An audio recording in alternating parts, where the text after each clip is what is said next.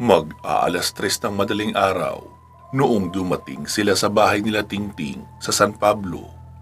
Sabi ni Tingting, "Nagugutom ako, pero inaantok na ako eh." Sabi naman ni Mancio, "Ako na bahala magluto, relax lang kayo dyan. Maraming laman ang tindahan, may laman din ang ref." Tumango lang si Tingting. Sumalampak silang lahat sa upuan.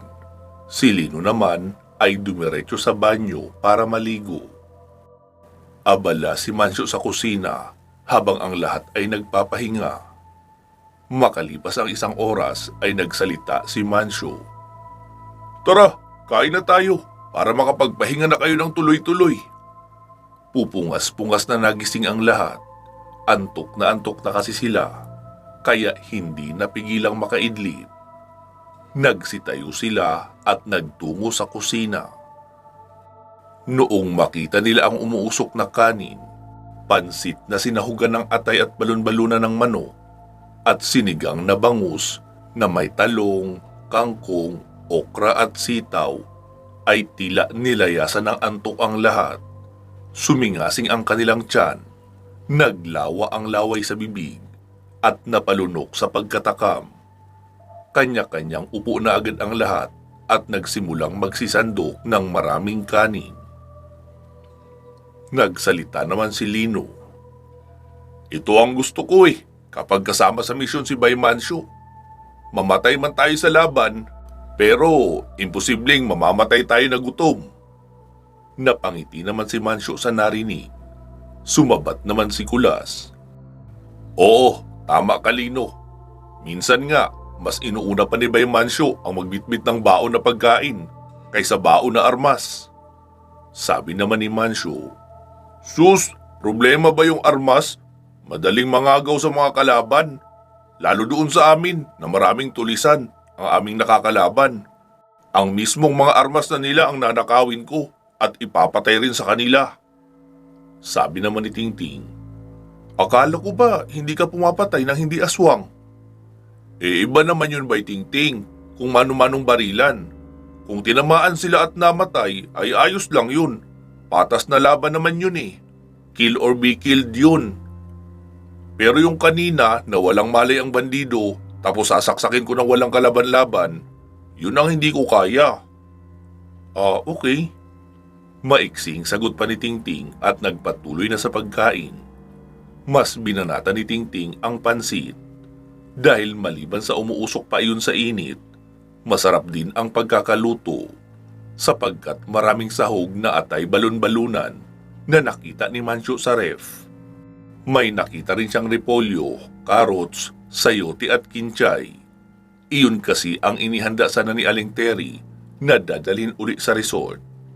Kaso hindi na nangyari dahil dinukot na nga ang pamilya ni Lino. Matapos makakain ay nagkape muna sila habang nag-uusap-usap sa hapagkainan. "Saan tayo bukas? Mamaya pala," tanong pa ni Kulas. Saglit na nag-isip si Lino. "Sa Santa Monica naman tayo, pero hindi agad mamaya. Kailangan natin ng sapat na pahinga. Matulog muna tayo buong araw, tapos kinagabihan ay magpunta tayo roon. Magmamanman lang muna tayo. Hahanap tayo ng bahay na matutuluyan roon." Sabi naman ni Mancio, "Abandonadong bahay na may tindahan ang hanapin natin para siguradong may pagkaing mailuluto." Sabi naman ni Lino, "Sige ba, walang problema. Magkakasama naman tayo na maghahanap. Di pagtulungan natin maghanap ng ganoong bahay. Kailangan alam natin ang ating kakaharapin. Hindi pwedeng susugod tayo doon basta-basta at makikipaglaban. Yun ang pinakaayaw kong sitwasyon, yung maiipit sa mabigat na labanan na hindi na paghandaan." "Anong meron doon sa Santa Monica?" tanong ni Kulas. "Isang taong hindi nalalayo ang kapangyarihan sa kapangyarihan ko. Gumagamit ng kuryente. At ang sabi ng mga kaibigan kong elemental, lahat ng bayan na may kalaban ay may kasamang isang grupo rin ng aswang at mga bandido. Kaya kung hindi natin alam ang lokasyon nila, maaari tayong maipit sa gitna. Mabuti sana kung marami tayo dahil pwede tayo makipagsabayan. Pero itong ganitong iilan lang tayo, kailangan maging advance tayo mag-isip at samantalahin ang kanilang pagiging kampante. Tumango-tango naman ang lahat at sumasang-ayon sa sinasabi ni Lino. Nagsalita si Rosalia. Sige na, magsitulog na tayo. Mansyo, ako na ang bahala sa paghuhugas ng mga pinggan bukas. Nakakahiya naman sa'yo kung ikaw pa ang maghuhugas. Ting-ting, puntahan mo rin bukas sila Aling Terry sa resort para malaman natin ang kalagayan nila. Tapos yung mga isda, mukhang walang kain-kain ang mga yan na. Sabi naman ni Ting-ting, pinakain ko ang mga iyan bago tayo umalis kanina. Tapos ngayon, bago ako matulog, hahagisan ko na rin para hindi magutuman. Pero oo, kailangan kong puntahan sila nanay bukas. Si Rosalia na nga ang naglagay ng mga plato sa isang malaking plangganang may tubig para hindi lusubin ng mga pusa o langgamin. Si Lino naman ay inabutan ng banig, unan at kumot, sina Kulas at Mansyo para sa sala na sila matutulog. Maluwag naman roon. Pansamantala muna nating iiwanan ang sitwasyon ni Lino, Rosalia, Ting-ting, Kulas at Mansyo. Hayaan na muna natin sila magpahinga.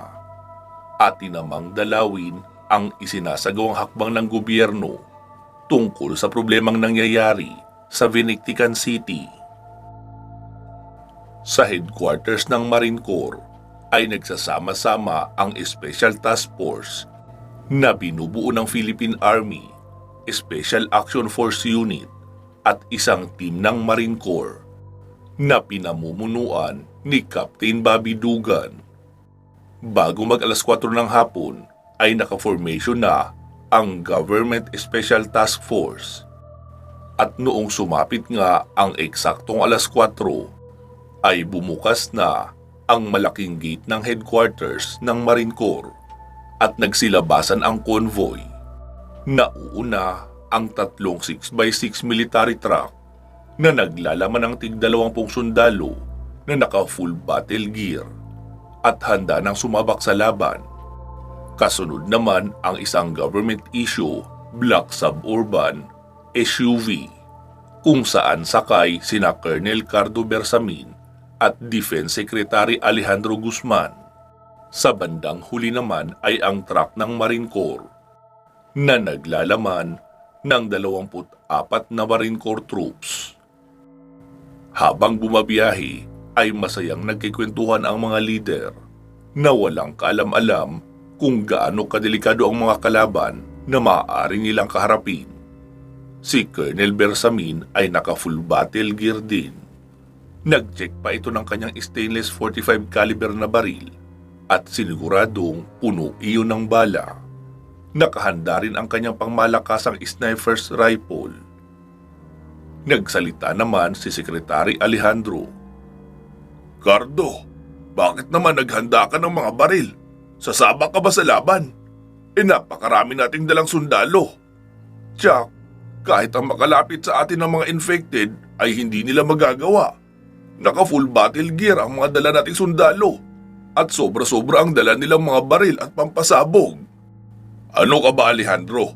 Parang hindi ka nakapanood ng mga palabas na may mga zombies. Nakakatuwa kaya silang paglaruan at gawing target. At least, moving target yon. Napailing-iling na lang ang medyo may edad na defense secretary. May dala naman siyang baril, pero isang maiksing baril lang na pang-emergency. Makalipas ang mahigit 1 oras na biyahe, ay naroon na sila sa may San Ildefonso. Tahimik ang paligid. Ang San Ildefonso ay isang patay na bayan. May ilang mamamayan ang nakatira roon dati. Pero noong sumiklab ang pagsalakay ng napakaraming mga aswang, ay sila ang unang nakarating sa Vinictican City. Dahil katabing bayan lang naman iyon. Doon sila humanap ng ligtas na masisilungan. Sa kalagitnaan ng daan na sakop ng San Ildefonso, ay biglang huminto ang truck na nauuna. Agad nagradyo si Special Agent Michael de Galicia ng SAF Team, nakasama ni na Colonel Bersamin at Secretary Guzman sa loob ng SUV. Captain Reynel Di Capio, anong nangyayari? Bakit kayo huminto? Sir, may nakaharang na 3 container van sa gitna ng kalye. Nagsalita naman si Colonel Bersamin. Sabihin mong ikutan na lang sa kasukalan na dumaan at bumalik sa kalsada kapag nakalampas na sa mga container van. Baka naman sinadyang iharang iyan dyan para hindi tayo makarating sa Vinictican City. Nagsalita naman si Defense Secretary Guzman. Hindi maganda ang kutob ko rito, Cardo. Ano ka ba naman, Alejandro? Bawas-bawasan mo yung pagkakape mo. Masyado ka nang nervyoso, oh. Sumagot naman si Captain Raynel De Capio na nasa pinakaunang military truck. Negative, Captain. Malawak ang sakop ng 3 container van. Sa right side ay bangin. Sa left side naman ay malalaking puno at gilid na ng bundok. Wala tayong ibang paraan kundi ang talian ang mga container van at hilahin pagilid para magkaroon tayo ng space na madadaanan. Lumabas naman agad ng sasakyan si Colonel Bersamin, sabay sabing, Tignan ko nga, baka naman kaya makasiksik kahit masikip. Alam nyo namang magaling tayo sa siksikan lalo sa mga masisikip na daan. Wika pa ng opisyal na nakangiti dahil isang biro ang sinasabi niya na may double meaning. Cardo, sigurado ka bang magandang ideya yung gagawin mo? Ipaubaya mo na yan sa mga sundalong nasa unahan ang paggawa ng paraan. Kaya na nila iyon. Huwag kang mag-alala, Alejandro. Titignan ko lang. Wika pa noon at isinarado na ng tuluyan ang pintuan ng itim na SUV. Naglakad papunta sa may harapan si Colonel Bersamin. Anong laman yan, Captain Mariano Cabrera? Hindi pa namin sinusubukang buksan, sir. E di buksan nyo na, bago hilahin pagilid. Baka naman may mahalagang bagay sa loob niyan.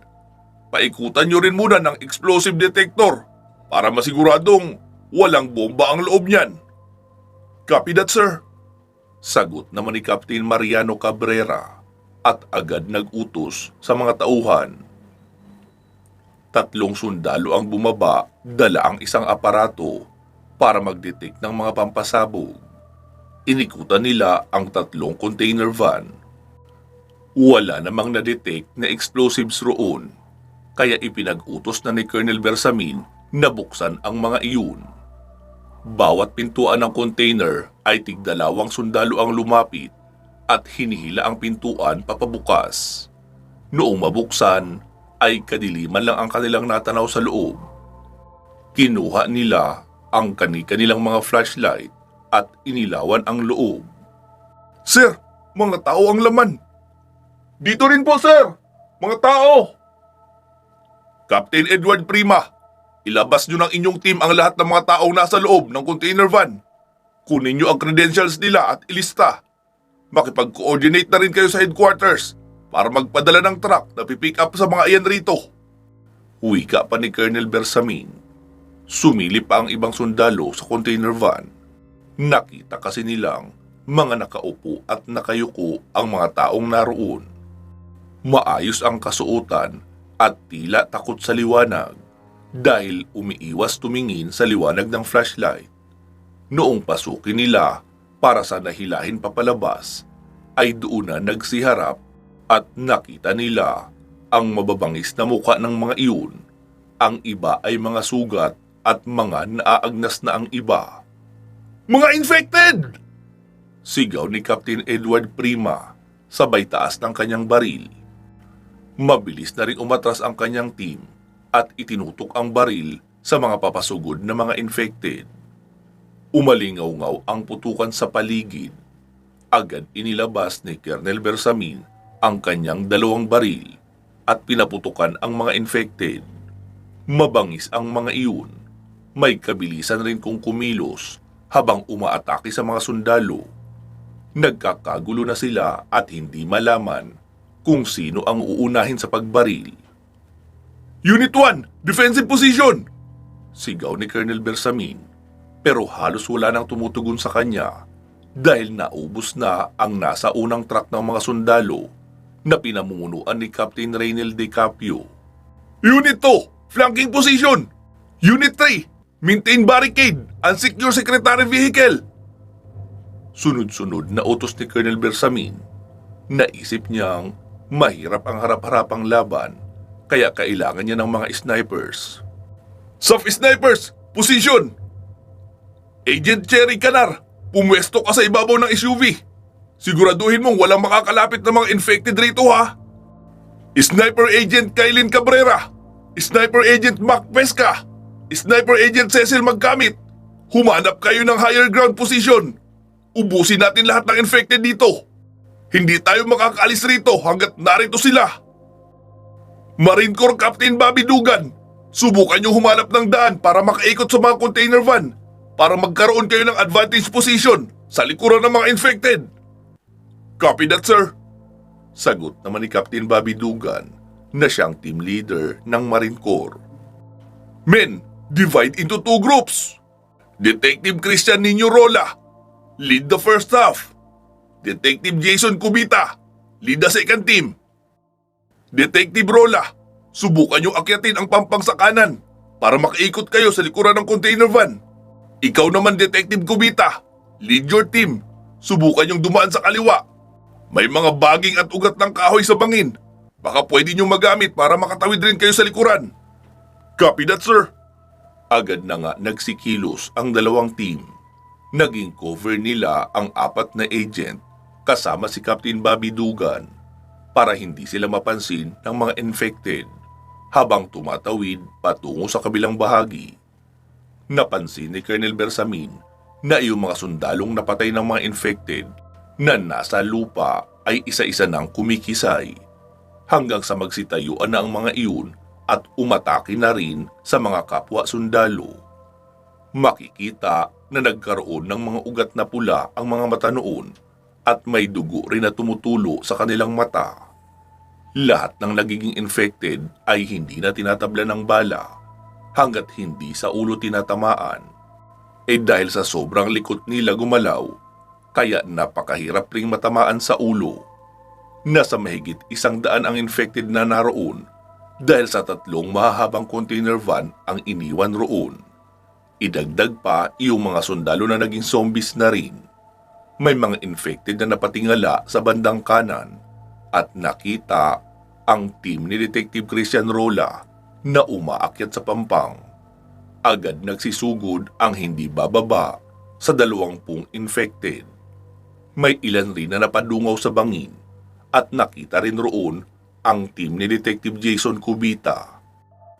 Nagsidive naman ang hindi bababa sa 30 na mga infected at kinapitan ang mga agent ng Marine Corps sa kanilang balikat at pinagkakagat. Ilan sa kanila ay nagawa pang makabaril pero hindi nagtagal ay nakabitaw rin dahil sa dami ng mga nakakapit na infected sa kanilang katawan. Parehong naubos ng mga infected ang 2 team ng Marine Corps. Wala na rin sa 10 ang mga sundalo at staff member na nagpuprotekta sa SUV na kinaroroonan ng Defense Secretary. Hanggang sa magsabay-sabay ang mahigit 50 na infected na sumalakay sa SUV. Binuksan ni Colonel Bersamin ang pinto upang pumasok sana sa loob, pero nahawakan naman siya ng 4 na mga infected, kaya nahila siya papalabas.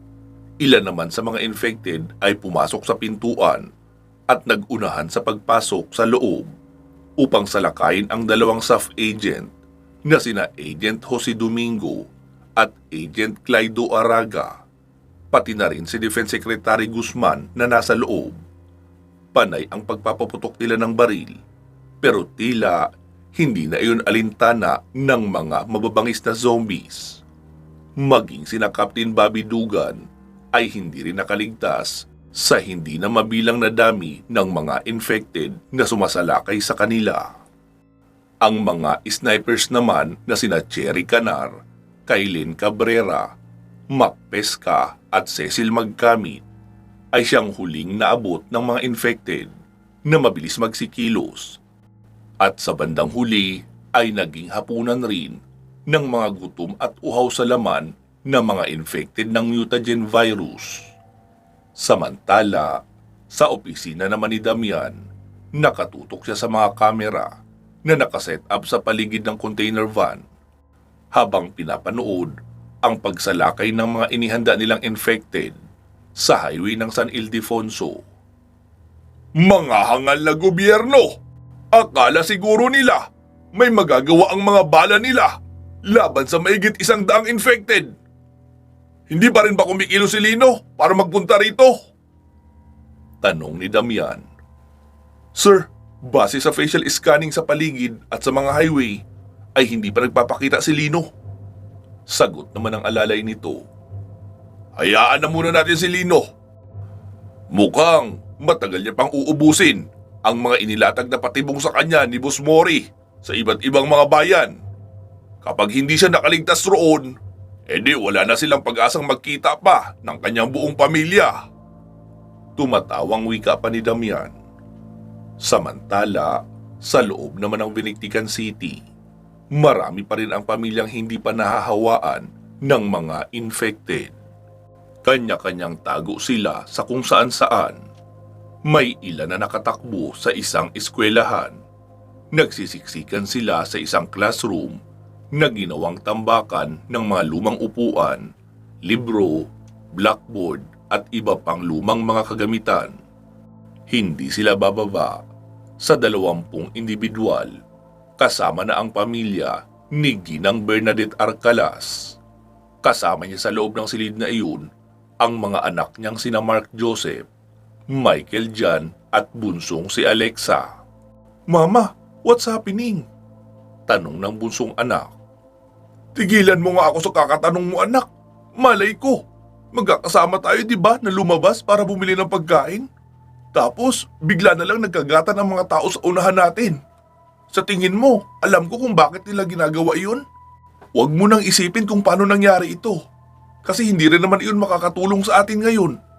Ang isipin nyo ay kung paano tayo makakaalis rito. Wala tayong kahit ano rito oh. Kahit tubig ay wala.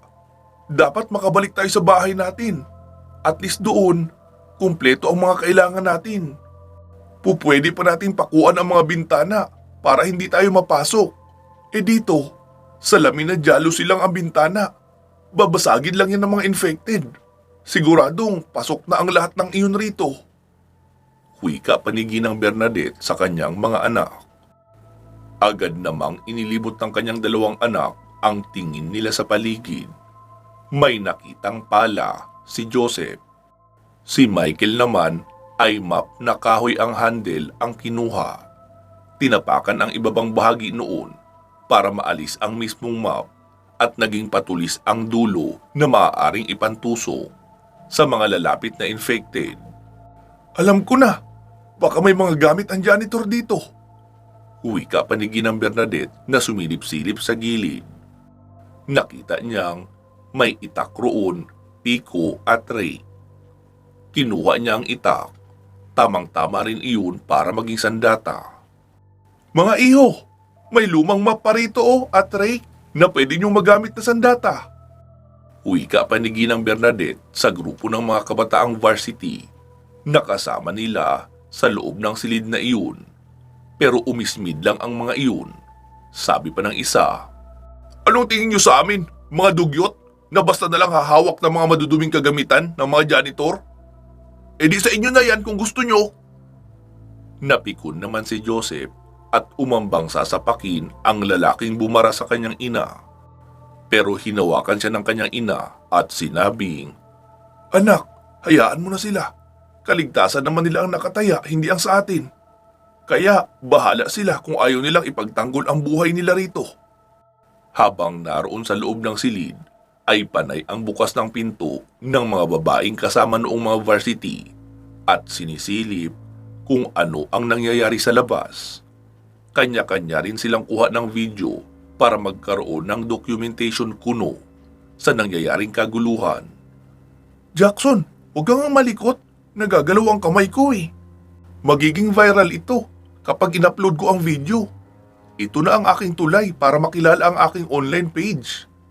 Maarting pagkakasabi pa ng isang dalagang kasintahan ng isang varsity player. Dahil sa ingay nila at panay ang silip sa labas, ay nakita sila ng mga infected at hindi bababa sa 20 na mga infected ang sumugod. Nagkagulo ang mga nasa pintuan. Nagtulong-tulong ang mga kabinataan sa pagpigil na hindi mabuksan. Ang pamilya naman ni Ginang Bernadette ay naroon pa rin nakaabang sa bandang dulo. Hanggang sa magkabasag-basag ang mga bintanang jealousy sa kanang bahagi at nagsipasok ang mga infected. Hindi malaman ng mga kalalakihan kung ano ang uunahing pigilan. Ang pinto ba na maraming zombie ang tumutulak sa labas o ang mga zombies na nakapasok na ng tuluyan mula sa kanang bintana. Maging sa bahaging dulo ng classroom kung saan naroon ang pamilya ni Ginang Bernadette ay may bumasag na rin ng bintana. Unang zombie na pumasok ay agad tinadtad ni Ginang Bernadette ang ulo. Agad iyong namatay dahil naabot ng pagkakahiwa ang utak. May isa pang sumungaw. Sinaksak naman agad ni Michael ng kanyang matulis na handle ng map. Tinamaan sa mata at tumagos sa likuran ng ulo. Patay rin iyon. Pinagtulungang itulak ni na Joseph at Michael ang isang estante na may lamang kung ano-anong project at itinumba nila iyon papaharap. Kaya imbis na susugod sa kanila ang ibang nakapasok na zombies, ay naharangan ang mga iyon at nadaganan pa ang iba. Kaya mas madali sa magkapatid na tusukin ang mga iyon sa mukha gamit ang kahoy na matulis at pala. Kaya marami rin silang naibawas. Napunta ang atensyon ng karamihan ng zombies sa harapan ng classroom. Lalo at nabuksan na ang pintuan dahil wala nang pumipigil. Kaya nabakanti naman ang bintana. "Mga anak, tara, dito na tayo dumaan!" Wika pa ni Ginang Bernadette at nauna nang lumabas ng classroom na dumaan sa bintana. Kasunod niya naman ang bunsong anak na si Alexa, saka ang dalawang nakatatandang kapatid nito. "Ma, sa likuran tayo dumaan. Mas maraming mga zombies dyan sa harapan." "Sige anak, mauna ka." Paikot-ikot sila sa mga gusali ng mga classroom habang hinahanap ang exit sa likuran. Sa kasamaang palad ay nakasalubong nila ang isang janitor. Infected na rin ito. Mabuti at nag-iisa lang. Sumugod iyon sa kanila.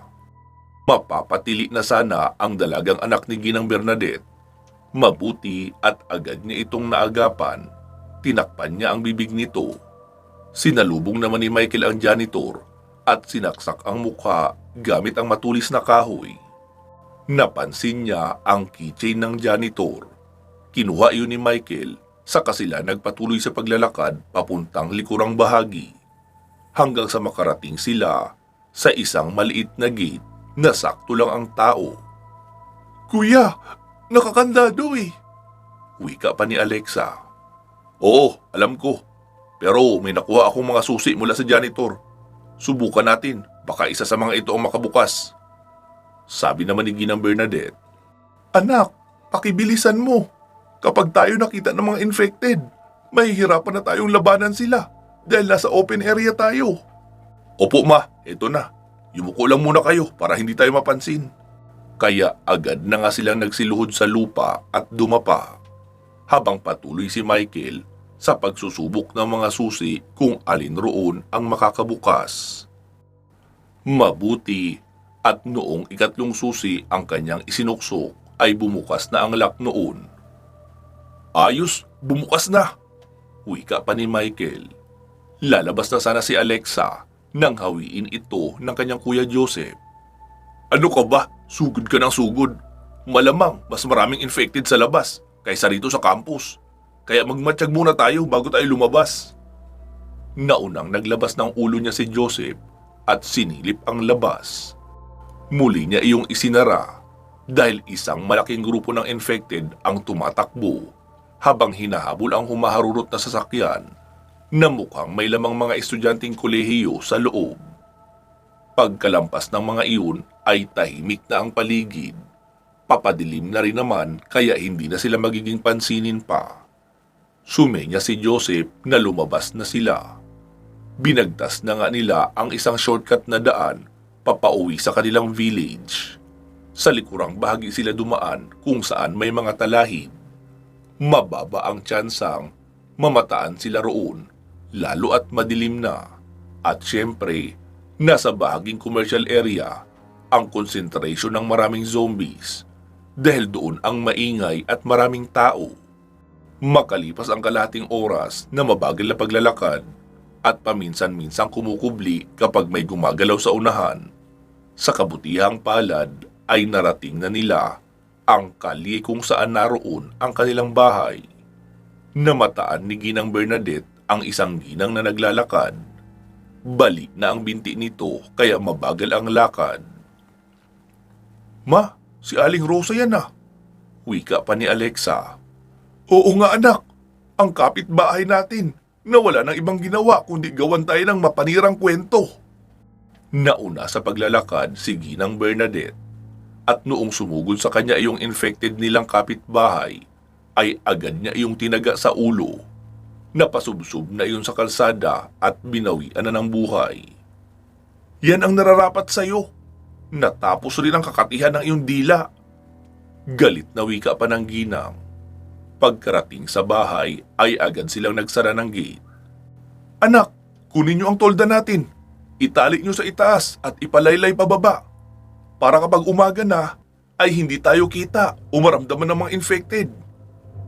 Dali-daling umakyat ang dalawang anak na lalaki at ginawang kurtina sa harapan ng kanilang bahay ang kanilang kulay dark green na tolda.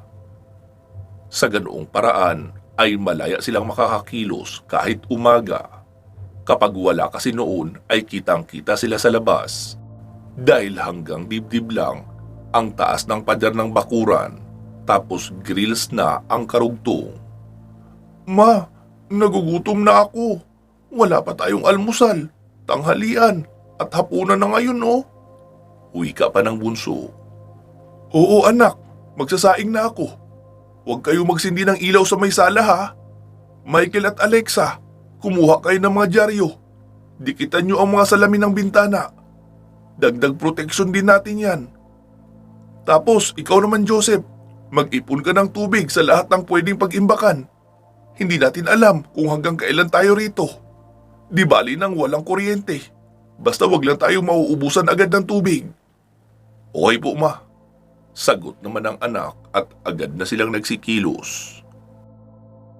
Samantala, sa bahagi naman nila Lino, dahil sa halos mag-uumaga na sila noong makatulog, kaya pasado 11:00 noong sila ay magising. Noong imulat ni Lino ang kanyang mata, ay nakita niyang mahimbing pa ang tulog ni Rosalia na nakayakap sa kanya. Hinalikan niya ito sa noo. Saglit namang nagmulat ng mata ang dalaga. Nagsalita si Lino. "Mahal, matulog ka pa. Sasamahan ko lang si Tingting na magpunta sa resort para kamustahin si Aling Tere roon." Tumango lang ang magandang dilag at muli nang bumalik sa pagtulog. Bumangon si Lino at lumabas ng silid. Naabutan niya si Tingting, Kulas at Mansyo na mga nakatulala sa sala habang nakatitig sa kape. "Para kayong nanonood ng pelikula sa loob ng tasa." Wika pa ni Lino pero walang sumasagot sa tatlo. Dumiretso si Lino sa kusina at nagtimpla rin ng kanyang kape. Sabi naman ni Tingting, "Kuya Lino, pupunta ako sa resort pagkatapos ko magkape." "Oo sige Ting, sasamahan kita. Kaya nga ako gumising na eh. Daanan lang natin sa kabila si Mang Manuel kung nariyan pa ba." Okay sige Kuya Lino. Maliligo lang muna pala ako." Wika pa ni Tingting. Matapos may handa ang mga sarili, ay inilabas na ni Lino ang sasakyan na van. Samantala si Tingting naman ay pumasok sa bakuran nila Mang Manuel. Ilang saglit pa ay muli na iyong lumabas. "Kuya Lino, walang tao. Baka nasa barangay hall si Mang Manuel. Tapos nasa resort na si Aling Marga." "Di sige, dumiretso na tayo sa resort." Wika pa ni Lino. Pagkarating roon ay nakakailang busina na sila pero walang nagbubukas. Kaya bumaba na si Tingting at siyang tumayo sa may gate at nagtawag ng pangalan. Lumabas naman si Ninong Amboy, dala ang shotgun.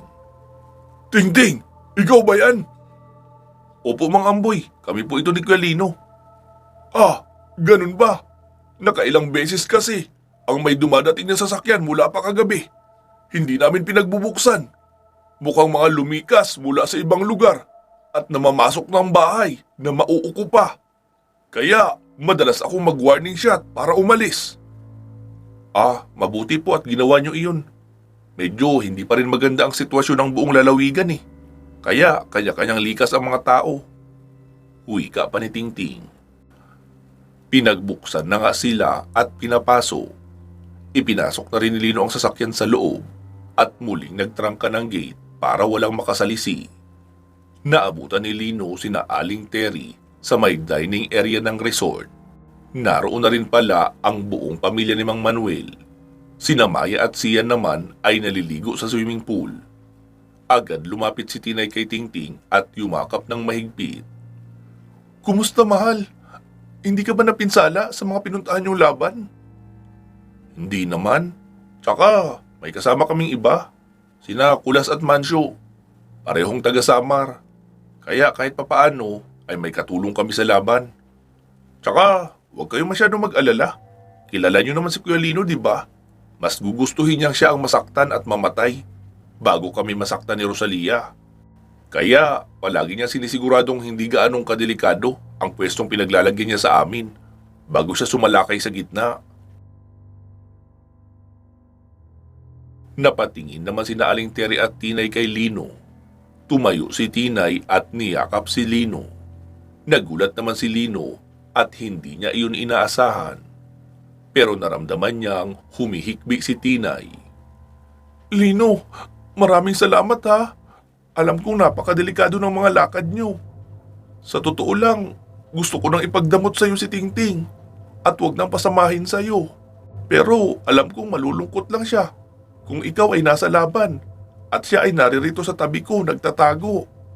Kaya ipagkakatiwala ko na sa iyo ang buhay ni Tingting ko. Alam ko namang hindi mo siya papabayaan. Matapos ng mahigpit na yakap ay kumalas rin si Tinay. Saka sumagot si Lino. Mabuti at alam niyo ang bagay na iyon. Kaya wala kayong dapat ipag-alala ng sobra. Tumango naman si Tinay at Aling Terry. Nagsalita si Tingting. Nay, ano po? May balak ba kayo pumunta sa bahay o may kailangan pa kayong kunin doon? Wala naman anak. Maliban siyempre sa magpakain ng mga isda. Huwag nyo nang alalahanin yun, Nay. Napapakain ko naman isa sa umaga, isa sa hapon, tsaka sa madaling araw rin. Ganun ba anak? E di wala na kaming dahilan para magbalik doon sa ngayon. Okay po, Nay, sige, ako na bahala. Sabi naman ni Lino. Tingting, mag-usap muna kayo ni Tinay ng masinsinan sa itaas habang magpapahanda ako rito ng makakain kay Aling Terry. Napatingin naman si Tingting at Tinay dahil agad nilang nakuha ang nais iparating ni Lino. Kaya parehong namula ang pisngi ng dalawa sa hiya at tumayo na rin saka umakyat sa itaas na palapag ng ikalawang gusali na walang tao para magkaroon rin sila ng pribadong oras na mag-asawa at iparamdam ang pagmamahal sa isa't isa.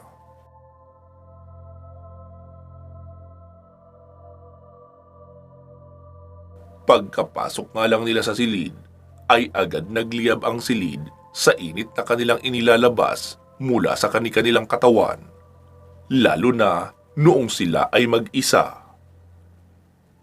Samantala sa ibaba naman ay naroon lang si Lino.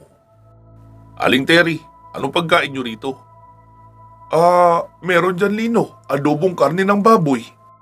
5 kilo yan, inadobo ko na lahat na puro suka, toyo, sili, paminta, laurel at asukal lang ang laman. Hindi ko hinaluan ng tubig para kahit hindi ilagay sa ref ay hindi masisira kahit pa 1 buwan.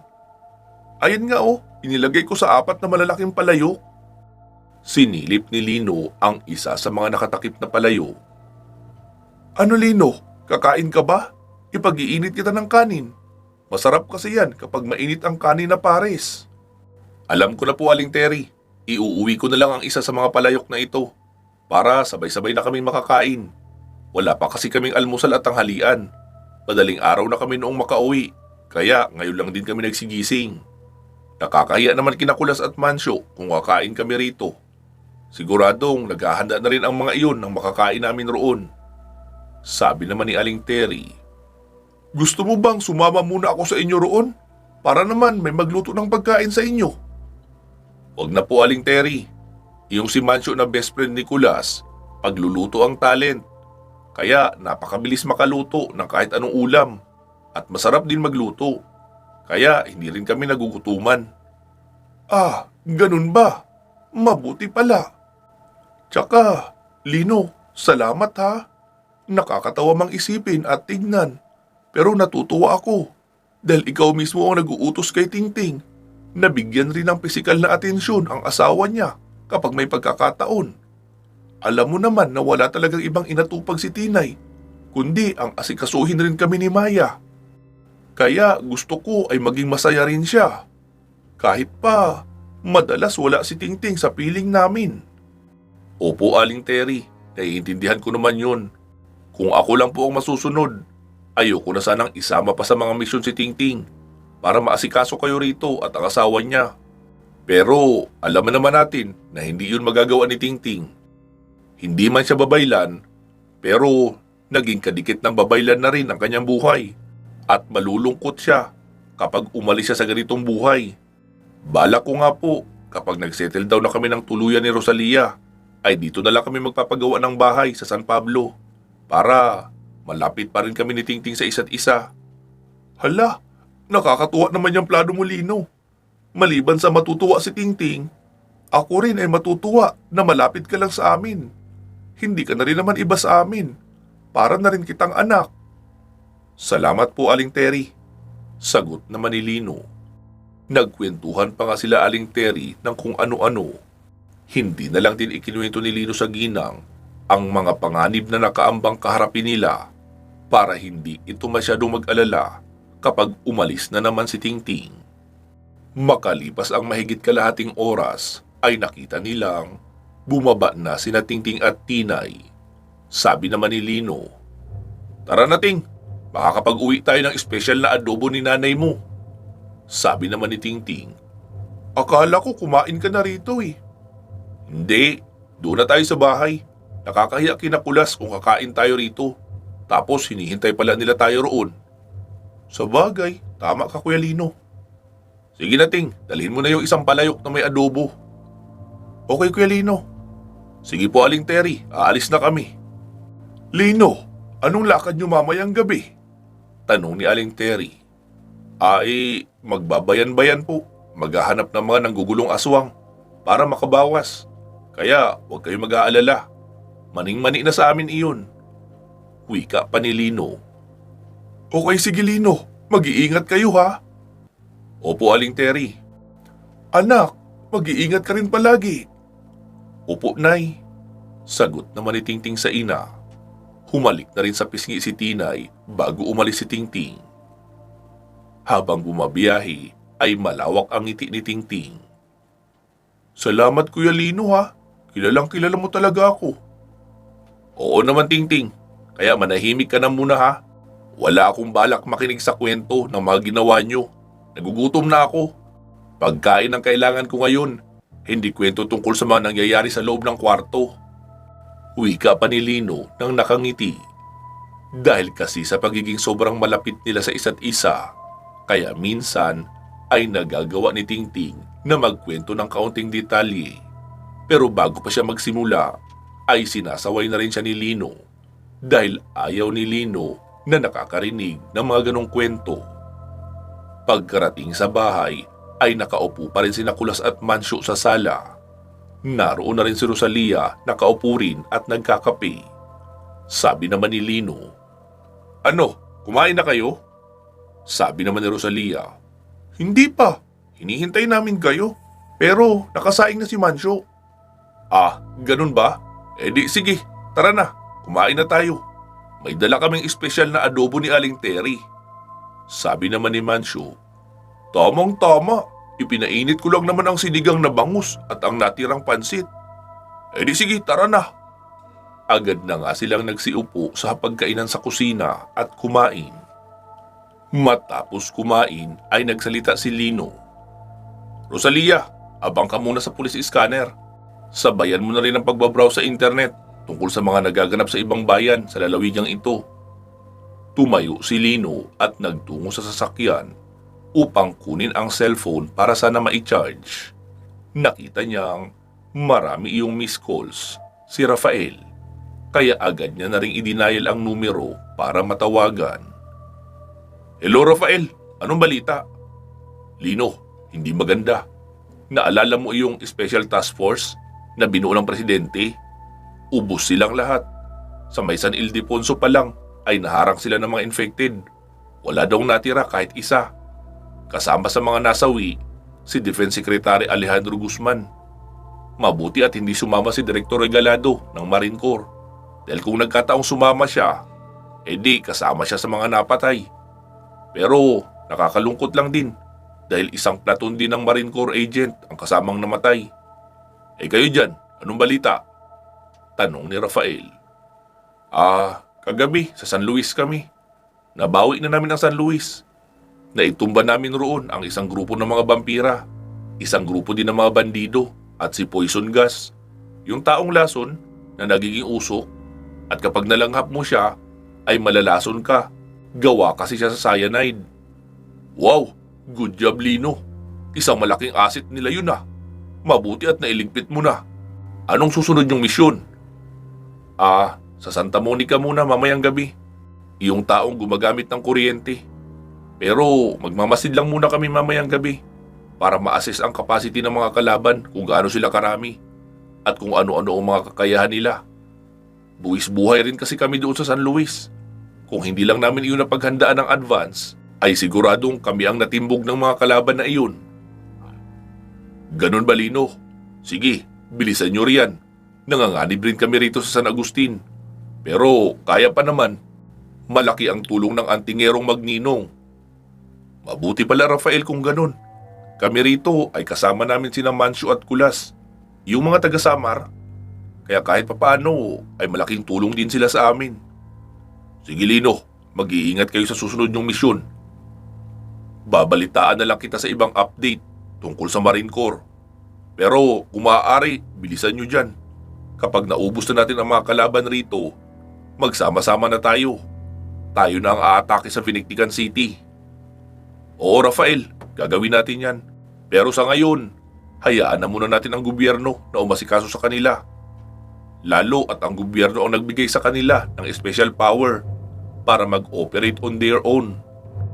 Oo Lino, tama ka. Pero alam mo na sa bandang huli, tayo ang last resort ng gobyerno dahil mas gamay natin ang ganitong sitwasyon. Sa ngayon nga ay hindi pa ako tinatawagan ng kahit sino sa opisina.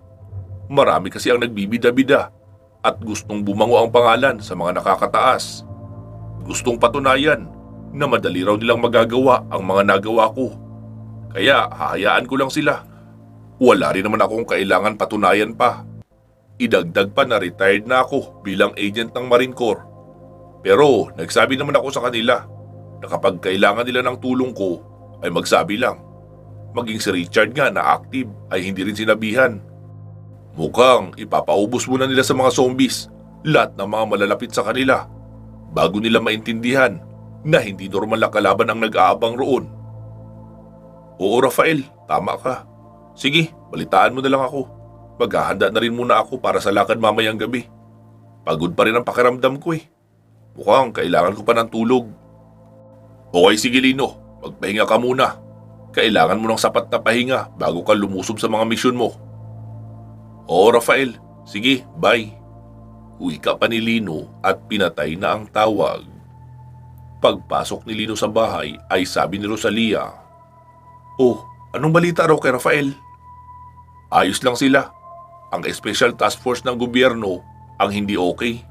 Naubos sila ng mga zombies sa may San Ildefonso pa lang. Ha? Talaga? Sayang no? Oo, sayang talaga. Kung nagamit ng tama ang pwersang iyon, ay malaki sana ang pakinabang noon. Kaso, ang sabi ni Rafael, kanya-kanyang pabida ang mga alagad ng mga opisyal. Kaya kahit siya ay hindi kinonsulta o hiningian ng tulong. Akala siguro nila ay ganun lang iyon kadali kapag dinalhan ng maraming sundalo at maraming armas.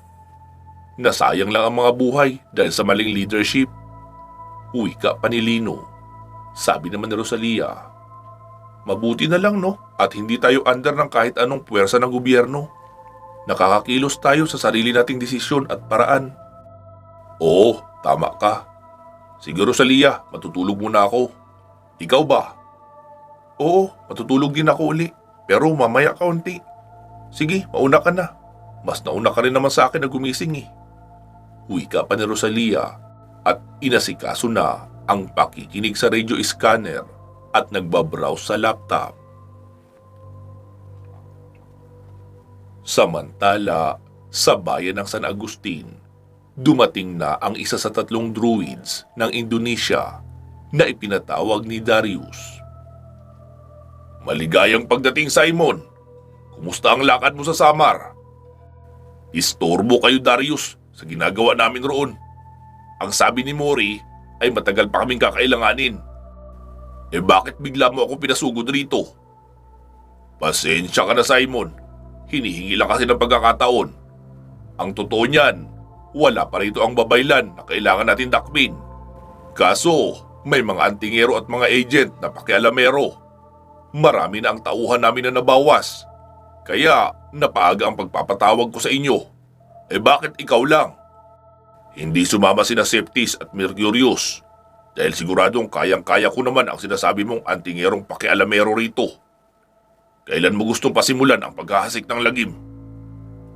Bukas ng tanghali. Mas mabuti kong tanghali para makita talaga ng mga tao ang pinagkaiba ng itim na kapangyarihan kaysa sa gabi. Kasi kung magpapadilim ka ng gabi, ay hindi yun mapapansin dahil madilim na.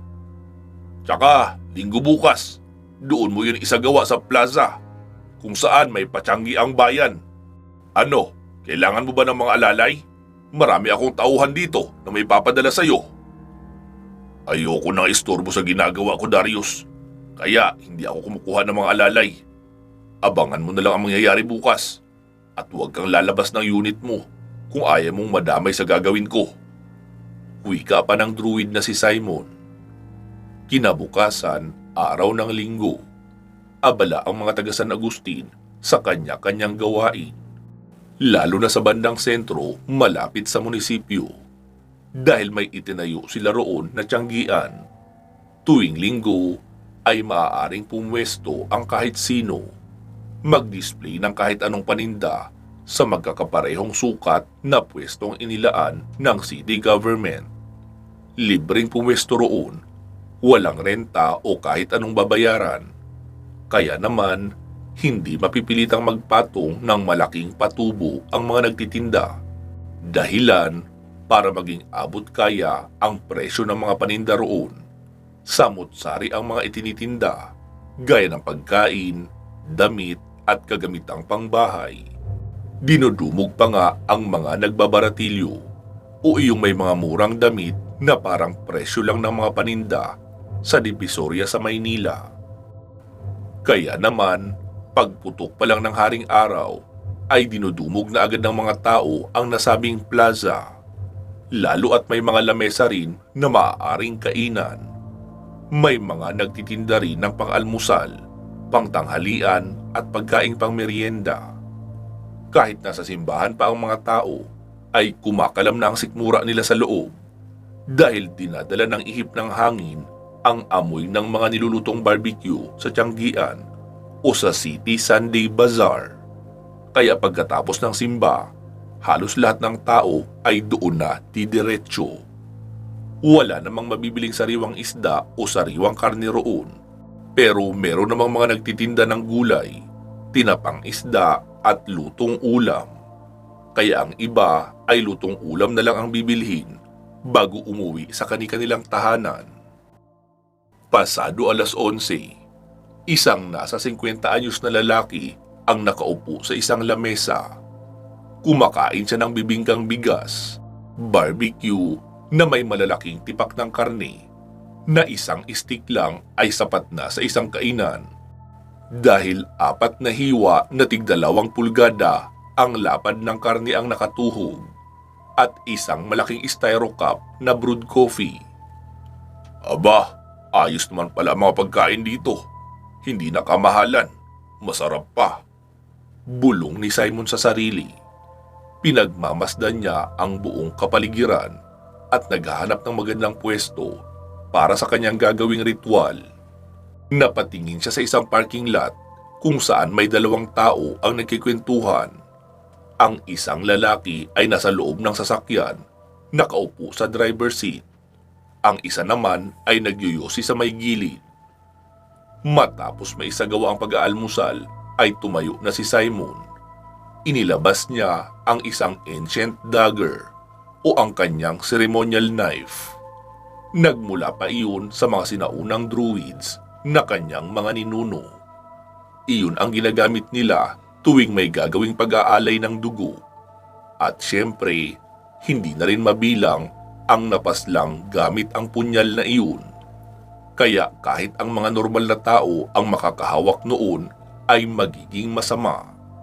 Lulukuban ng kadiliman ang puso, gawa ng samut-saring mahika at dugo ng mga alay na dumaan sa punyal na iyon. Tumayo si Simon at naglakad patungo sa parking lot sa unahan. Lumapit siya sa lalaking nagyoyosi. Lumipat na iyon sa bandang likuran ng van at mukhang may kinukuha. Paggalingon noon ay walang sabi-sabi niyang inilagay ang kanyang palad sa noo-noon. Mabilis iyong nawala ng malay, kaya inalalayan niya papalapag sa simento. Nilapitan niya rin ang nasa driver's seat. "Boss, pwede magtanong?" Wika ni Simon. Agad namang napalingon iyong driver. Sa kanya inilapag ang kanyang kamay sa noo. Natulala na lang ang lalaki at nawala na rin ng malay. Isinandal niya iyon sa upuan at tinakpan ng sombrero ang mukha para magmukhang natutulog lang. Kinuha niya sa dalang bayong ang sacrificial bowl. Iyon yung pabilog na planggana na yari sa solidong aserong bakal na kapag tinuktukan ang gilid gamit ang bakal din ay lumilikha ng kakaibang tunog na matinis. Iyon din ang madalas niyang gamitin na pagsahuran ng dugo ng mga alay. Dinala niya iyon sa likuran ng van, saka inilapag sa gilid ng liig ng lalaking naroon na walang malay. Bumanggit siya ng iilang kataga, saka hiniwa ang liig ng lalaki. Napamulat naman iyon ng mata, pero paralisado na at hindi rin makasigaw. Kaya malaya niyang naipatulo ang dugo na bumabalong sa liig noon. Matapos makakuha ng isang plangganang dugo, ay kinuha niya naman ang container at imbudo o funnel. Umupo siya sa tabi noong driver. Ginilitan niya rin ang liig noon at hinawi pa ibaba. Para diretsong tutulo ang dugo sa imbudo na nakasahod na sa container. Kakailanganin niya ng maraming dugo para sa kanyang ritual na gagawin. Ang dugo ang magsisilbing fuel sa isang maitim na orasyon na papatay ng maraming tao. Ang mga katulad nilang druid ay hindi talaga makapangyarihan. Meron naman silang kapangyarihan pero hindi maituturing na highest level. Lalo na kapag may isinasagawa silang malakas na uri ng mahika at sumpa. Hindi sariling kapangyarihan ang ginagamit nila, kundi enerhiya mula sa mga burhamin kapalit noong dugo. Magliliyab ng pula ang dugo na parang isang apoy. Hanggat may dugo ang lalagyanan ay magpapatuloy ang ningas, kasabay ng epekto ng kanilang isinasagawang sumpa. Pero sa oras na matuyo na iyon ay tapos na rin ang bisa. Ang isang container na dugo ay mauubos sa loob lang ng wala pang isang oras. Kaya kung gusto niyang magtagal ng isang oras ang epekto ng kanyang sumpa, ay dapat at least 2 tao ang makukuhanan niya ng dugo na magagamit bilang fuel roon. Sisipul-sipul pa ng kantang pambata si Simon na sinasabing umalis ang ulan. Samantala sa isip niya ay hindi naman ulan ang magaganap, kundi babaha ng patay na tao ang kanyang paligid kapag naisagawa niya na ang kanyang ritual at orasyon. Noong mabagal na ang pagpatak ng dugo mula sa liig noong kawawang driver, ay muli niya nang ibinalik iyon sa pagkakasandal. Ang jacket na itim naman noon ang itinakip niya sa katawan para hindi kita ang hiwa sa leeg at damit na nabasa na rin ng sariling dugo. Tinakpan niya na rin uli ang mukha ng sombrero. Pansamantala muna natin puputulin dito itong ating kwento. Magsama-sama tayong muli sa part 261. Naway hindi kayo nabitin sa ating kwento ha. Mahaba ito at talagang siksik sa detalye at aksyon. Baka pwede po ulit maglambing. Pakinggan nyo rin po ang iba pa nating ina-upload na kwento, lalo na doon sa ating main channel. Salamat po ha. Mag-iingat po kayo palagi at hanggang sa muli.